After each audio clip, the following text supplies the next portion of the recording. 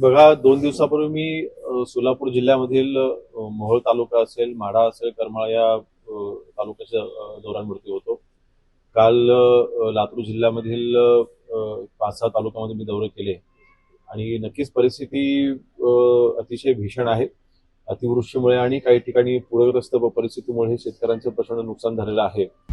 आता isakal.com आहे देशातील नंबर 1 ची मराठी न्यूज वेबसाईट. प्रत्येक अपडेटसाठी isakal.com ला नक्की भेट द्या.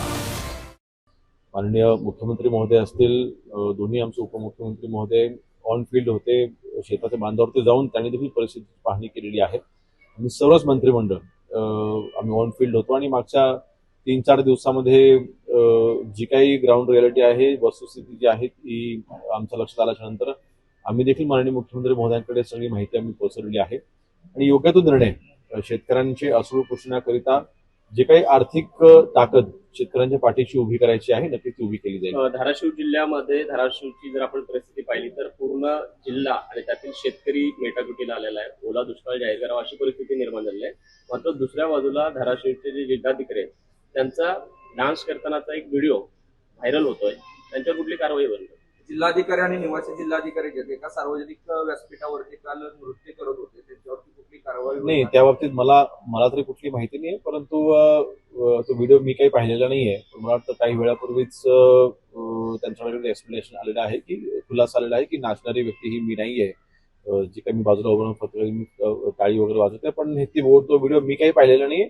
परंतु या बाबतीत नक्कीच माननीय मुख्यमंत्री महोदयांचे ते अधिकार आहेत, त्या बाबतीत आणि मुख्य सचिव आहेत त्यांचे ते अधिकार आहेत, त्या बाबतीत ते योग्य निर्णय घेतील. साहेब, महाराष्ट्राचा सांस्कृतिक महोत्सव होतोय. राज्याकडे एकीकडे पूरजन्य परिस्थिती आहे. अशा परिस्थितीत सांस्कृतिक महोत्सव घेणं कितपत गरजेचं आहे? त्याच्यावर करोडो रुपये खर्च करणं कितपत? नाही, मला त्याची खरोखरच कल्पना नाहीये, परंतु नक्कीच अशा गोष्टी टाळायला हव्या होत्या.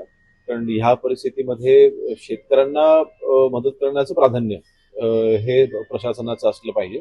आणि शेतकरी संकटामध्ये असताना त्यांना त्यांच्यामध्ये कसं बाहेर काढता येईल ह्याकरता प्रशासनाने लक्ष दिलं पाहिजे. त्यामुळे कुठलं दुमतच नाही. परंतु ह्या प्रकरणाची मला कुठली माहिती नाही, परंतु असा कुठला प्रकार घडला असता नक्कीच ते नको व्हायला हवं होतं, अवॉइड करता आलं असतं.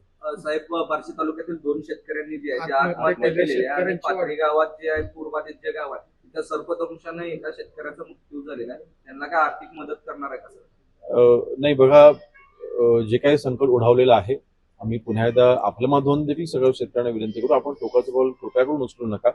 सरकार 100% आपल्या पाठीशी उभं आहे आणि जी काही आर्थिक ताकद सरकारकडनं आपलं अपेक्षित नक्कीच ताकद आपल्याला दिली जाईल.